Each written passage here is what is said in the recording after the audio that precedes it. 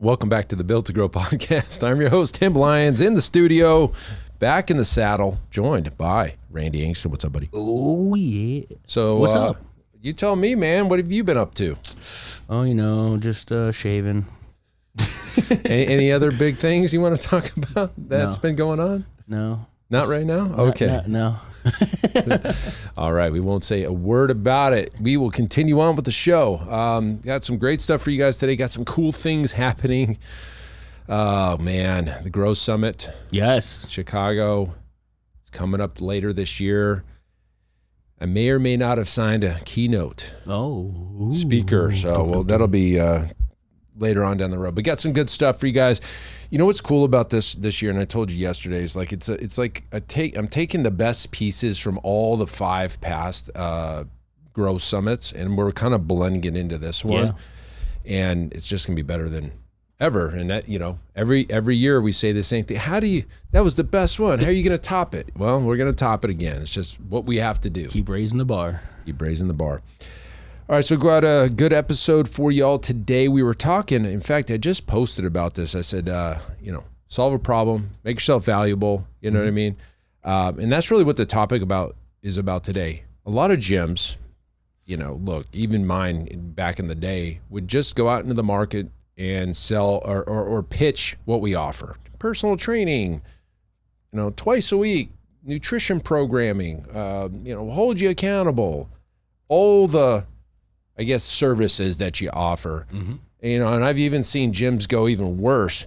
We have 17 million pounds in dumbbells and weights, and we've got, 15 racks, right? Yeah. I'm a hotel. We have beds, we have a bathroom, we have pillows in the room. Like that's essentially what you're saying when you're doing that kind of advertising. But that's not going to get you anywhere. I mean, for a lot of reasons. One, that's assumed. Right? Hey, I'm going to go to the gym. There's going to be some weights in there, and there's probably going to be some fitness going on. I'm going to have to do some exercising, Yeah.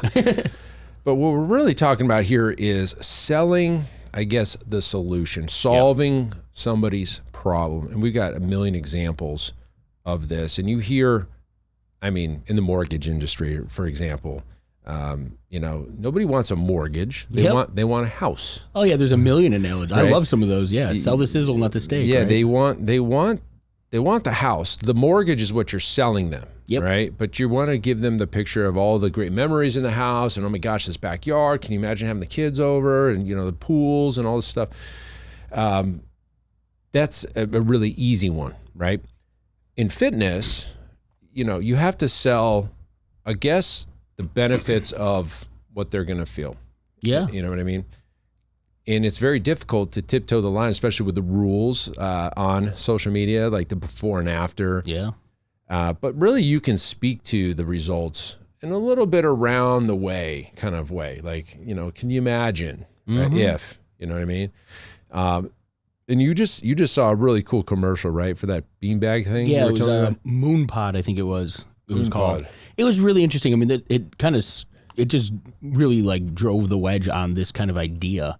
And I don't remember exactly how the language he used exactly, but they're selling a beanbag chair. Chair. That's the product. That's been around for years. Exactly. Yeah. And here this is really what stood out for me was it was a really well done commercial. Didn't talk about the benefits of the chair itself. It wasn't trying to sell the chair necessarily. Yeah. He was selling the vision of what that chair provided for you, right? Sit down, remove the back pain, like all of the things that go along with what the solution somebody looking to buy another chair would experience. But the biggest thing for me was it's a beanbag chair. Cost of this damn thing is probably a few bucks. I mean, it's literally like a sock shoved full of styrofoam type, beans. I mean, the cost can't be anything. But then I opened up the link because I was curious of how, this is a really well done commercial. Like, what does this thing go for? And if I remember correctly, it was a few $100s. Yeah, I think so. Yeah. And so for me, that's where it really stood out. If this was $49 beanbag chair, he could have talked about it in any way whatsoever. Moved on. But to get somebody to invest $300, $400, $500, whatever it was, into a beanbag chair, the conversation can't be, hey, we've got beans and we've got it in this, sock, and Water you want to resistant, sit on it, yeah. no, it was all of the things that you experience by sitting in this chair, the relief of back pain. And that was a big one, is like, Yeah, because you like float in it. yeah, right? exactly. It feels like you're floating. And so, but he sold it in that manner. And that right there was a dead giveaway on how he can justify charging what he charges. And for me, I was looking at fitness the same way, right? You can sell the gym access as a commodity, dime a dozen, walk into any gym. But how can you have a conversation with somebody and get them to spend $300, $400, $500, $600, $1,200 a month on training when we have this option over here that I can walk into a gym for $29, $9.99 with some of the big, giants out there. But that conversation, it was so like 1-to-1 with what we sell and how. Right. And the missing link that I think a lot of gym owners are really stepping past. A lot of it came from those calls I had the last couple of weeks. They're in the process that a lot of those gym owners had. They assumed that the person was ready to buy personal training or ready to buy their programming simply because they were interested on any level. Mm-hmm. But the problem was there was no consultation ever being had. The only entry point into their business was buy a free class or free session, Sure. or even for free, but nobody was having the conversation about what that client was actually looking for. And so we're missing the ability to actually connect, find people move away from pain and we move towards pleasure. And neither of those were discussed, figured out. It was not even part of their process. And so I think that missing link gives you, if you filled that gap with a consultation where you're talking about what brings you in today? And no, it's not the fact that you want to go swing kettlebells and, push plates. It's the fact that, Mrs. Johnson hasn't been able to fit in her little black dress in, 3 years. Yeah. And her husband doesn't look at her the same. Right. And like all of those deep-seated pain points at a consultation, one, that if you speak to that, the value of what you can sell, it's enormous in comparison. Sure. If I sat here and I said, oh, Mrs. Johnson, I understand that, but, we've got the greatest kettlebells you've ever seen. It's not going to do anything. No. But if you can say, if you get into the psychology of that and be like, I completely understand. That sounds like a really emotional, significance in your life. How about we create a program that's going to make that change for you and make that change for good? Yeah. And you can start to talk about some of the things, the issues, and start solving that problem for her. And that's the biggest thing. That's where she then starts to change from the cost of your goods to the value of what you bring to the table. Right. And man, when it comes to sales and marketing, if you can create that kind of onboarding entry point to your business, have somebody in front of you, build some rapport, and be able to talk about the things that really truly matter, why they're sitting in that seat, you can sell them damn near anything. Yeah, you can set your own price. And, I see gyms going the opposite where they just cut the price because they don't know how else to do it. Yep. Well, that's why you're listening to the show. It's like, oh my gosh, maybe we have an opportunity here. I would tell you that there's no strategic benefit about being in the middle on your prices. It's either you're the lowest or the highest. Like, honestly, people will go to you if you're the lowest just because it's the best deal. Like that's a USP, right? Like we're the cheapest in town. Come on over here. That's not a boat I want to be in. I want to be in the other one. I want to be in the one that's the most expensive, have less clients, obviously, because there's only so many people who can afford it. But we're solving big problems. People are coming to us for a specific reason, not because you got cool racks out there, you know what I mean? Or the turf is different colors. That has nothing to do with it, right? It's about solving their biggest problem. And the only way you find that out is having a consultation. Yeah. So like these gyms are class-based and they're trying to push you into a class. Like before you even meet with somebody, you're really doing it backwards. Absolutely. Really at the end of the day. You need to speak to somebody. And all of our marketing pushes to a consultation. I mean, and we work with a ton of gyms that do a call first and then. And I have a whole opinion on the calls first. And I think we've discussed it and we tried it. I mean, honestly, the math is the math. Yeah, halfway through last year, we did those podcasts. Split. We started at the cabin. Remember, we were talking about going head to head with those processes. And yeah, for our facility, I mean, It was like 1 to 10. yeah, Yeah, it was 10 to 1. 10 to 1. Just get them into the gym. yeah. Have the consultation, have the conversation Yeah, first. Yeah, I mean, as soon as possible. But both of those, we're having a conversation. We're digging in, and there's a whole. We have the ProFit, PROFIT, sales process that Zach could probably jump on here and talk to everybody about one day. But it's about digging, finding the reasons why. You hear it all the time, right? Like, but it's we were just talking about this morning. It's about how you react and how you ask the questions. The tone of your voice means something. Absolutely. I was on a discovery call with a setter last week, and it was almost humorous because the guy's young and I know exactly what he's doing. But I asked one question, threw him right off. Like he couldn't figure it out, and it was like, if we could solve that problem, how would that feel for you? I mean, what would that do for you? I'm like, I know why you're asking that. Like, I mean, it would feel amazing there, Jake. Like, Yeah. Of course, you know what I mean? But the way he said it's like, it's not genuine. Yeah. He probably isn't even going to remember what I said. Yeah. He's checking boxes on his script Yeah, as opposed yeah. to like genuinely engaging in the combo. It's funny, Yeah. but he's trying, whatever. But like at the end of the day, at the gym, you should ask that question. Yeah. Mrs. Johnson, I understand where you're coming from here with that. That's got to be tough on you. Like, what if let's just snap our fingers five months down the road when you're in your black dress that you've been staring at it for 6 years in there. You remember that night out you wore it last? Oh my gosh, how much fun was that? Yeah.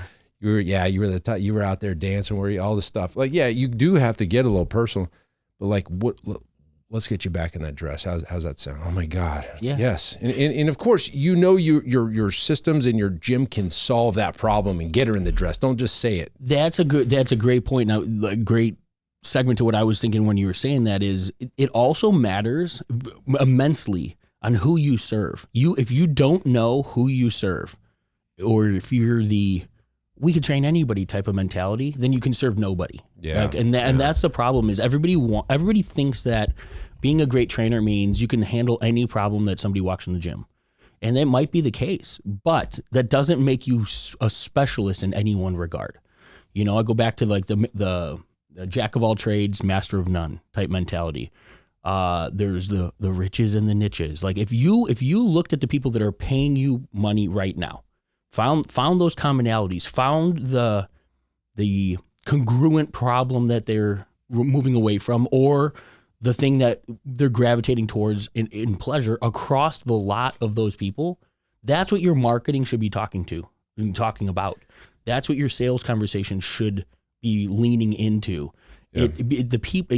No matter what, if you took any group of people and you found those commonalities, you damn well better be clearer on what you provide, because I guarantee no matter how wide you serve in your fitness facility, there is a reason that people come to you. There is a commonality there, and that is your unique, opportunity to double down on that. Mm-hmm. And I generally, like every gym that we speak to, I continue to speak to, they try to cast a bigger, wider net. And and truly, I think if they got more specific and clearer for themselves on who they serve, those people will then start forming a line. Well, here's the cool thing about it. It doesn't have to be a person that you serve. It could be the solution you're providing, like fat loss. Could be you're the best fat loss trainer in the area. That could be adolescent. It could be adult. It could, you're a fat loss trainer versus I'm an athletic training gym. Yep. Like that's specific. And we only train football athletes or just soccer girls or whatever. Then you're going hard the other way.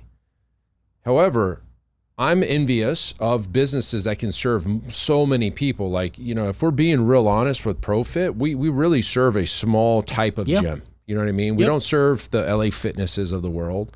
Sure, we can probably help them, but they're not our clients. Our clients are mom and pop training gyms, micro gym, whatever you want to call it, boutique fitness. But when it comes to your gym and who you serve, it could be the 40 and over crowd. Yep. It could be men and women there. It could be just female. But let's just talk about fat loss over 40, for example. If you got really good at that, you're going to have people lining up at your doors Exactly. because you're speaking to the right people, but you're also, the more you work in that niche, the more you're going to learn exactly what works and doesn't work. And all of a sudden you are the best. Yeah. Right? Man, when you're 55 and you have 4 kids and, you know, you got aging parents and you got all this stuff going on, you could speak to that, right? Like, imagine you're trying to do that, but you're also trying to train college kids. Like, there's no congruency there, right? And that's how you beat competition, because your competition's over there saying, hey, we can train everybody. Let them. And exactly, right? And if I'm making the decision, I got Jim A over here who specializes in my problem, or I've got Jim B over here who they probably can address my problem, but they're also trying to figure out how to make youth sports performance athletes, you know, have a better 40 time. I'm going to go with the one who speaks to me and me only. Like that resonates to the problem. They are the resident expert in our area, better than everybody else, because their time, attention, and energy is all focused on my specific issue. Well, let's talk about, you just said the 40 time. It just reminded me of when I was in college football. There you go. Yeah. There was a place it ran out of the side of a hospital. So they rented this space in there. It was called the Acceleration Clinic, and it was Phoenix Acceleration Clinic. It doesn't exist anymore that I'm aware of. That all they did was train football, well, any speed athlete to get faster on their 40 time. There you go. We will guarantee, after our 12 weeks, we will guarantee a 0.2 reduction in your 40 time. And they had tons of clients. Every freaking guy that played at Arizona State was there. U of A guys would drive up from Tucson. We had Arizona Cardinals there. All of our guys were there. A lot of high school kids were there. And they had this giant treadmill, and they had a whole program. And it was footwork. It was, my hip explosion. I mean, to this day, I don't know if there was a better hook in the market. We will guarantee 0.2 off your 40 time, or you know what I mean? Like, as a college athlete, 40 is everything. That's what scouts look at, right? Yeah. And so, they got me way under 0.2. Like it was like 0.4. It was like 0.4 tenths or whatever. It was awesome. It was, they teach you your start and everything in the mechanics, but they were teaching you how to get stronger, explosion, footwork. It was great. Anyways, and then they had even cooler, they had something called the Cheetah Club. And if you could run 20 miles an hour for, I think it was like 6 seconds, you got it on the Cheetah Club. They gamified it. And this was 1997, 8, 9, like in there. And it was, and they had this oversized treadmill. It was literally the width of this table. Yeah. And this thing would go up to like 30 miles an hour at 35% or something crazy. And I saw all kinds of crazy shit on this. Session 5, everybody throws up on 5 and 13. It was like known, right? Oh, fuck, here we go. We're going for session 5 today. Everybody bring the buckets. Got the bucket. It was just one of those deals. But I guess the point is this. Think about the problem that company was solving. Yep. Very clear. These athletes need to get their 40 times down. We will guarantee you lose 0.2. And they delivered. It was awesome. So, and here's something, and it goes back to our coaching program. When you deliver on your promise to your consumer, that's your brand promise. That's their brand promise. Mm-hmm. I promise you're going to lose 0.2. 0.2, yeah. On your 40 time. When you did that, it reconfirms your decision to take part in their program, to buy from them, which builds trust. It builds a desire that, these guys can do this. I wonder what else that they can do for me because they executed on the promise to me. Yeah. And that's massive clarity for a consumer to reconsider or to continue to pay for a service from somebody because they're executing on that. If you can do that in your fitness facility, and it doesn't have to be, weight loss is one of those things that's a fairly easy metric to follow. Right? You get on a scale, you get off a scale. We could figure out, or in bodies and figure out your fat loss. If you can continue to bring that data back into your training and then, reporting, so the client is aware. That trust, they're going to be their trust is reassured every single time that the data is presented back to them. Mm-hmm. That reconfirms their decision to continue to stay with you. If you have a big churn in your business, I guarantee there's a gap between what you're selling, how you're selling, what you're selling, and the execution of it. And it might be there. You just might not be reminding them, showing them, and some of those things. Well, in that specific scenario, that's why the words on that Semi-Private Pro app are the words we use in the consultation, because we want to reflect what they just made the decision on is actually the delivery and the delivery system. We built that trust there. So that's part of it too. But guys, this isn't rocket science. What you need to look at is how you're speaking to the consumer, both in the consultation, but also in your marketing assets, websites, and everything, your Facebook ads and all the stuff that you're pushing out there. Are you solving a problem, or are you just saying we offer personal training, nutrition, accountability, just like everybody else? We got all this state-of-the-art equipment. All that stuff means nothing. Solve the problem.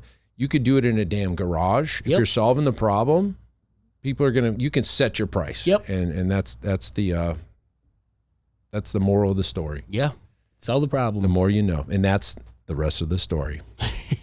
That's it for this episode, guys. Until next episode, I guess keep changing lives. I guess just keep doing that. Yeah, that sounds good. Just do more of that. See you on the next show. Bye. All right, and thank you for listening to that episode of the Built to Grow podcast, where we help gym owners win. Now, do you want to connect with me and other gym owners online? All you need to do is join our private Facebook group, Business Talk with Fitness Professionals. Just head on over to Facebook and type in Business Talk with Fitness Professionals, and when you do, we're going to give you our 10 marketing strategies 7-figure gym owners use to win. I look forward to seeing you in the next episode. Until then, keep building something great.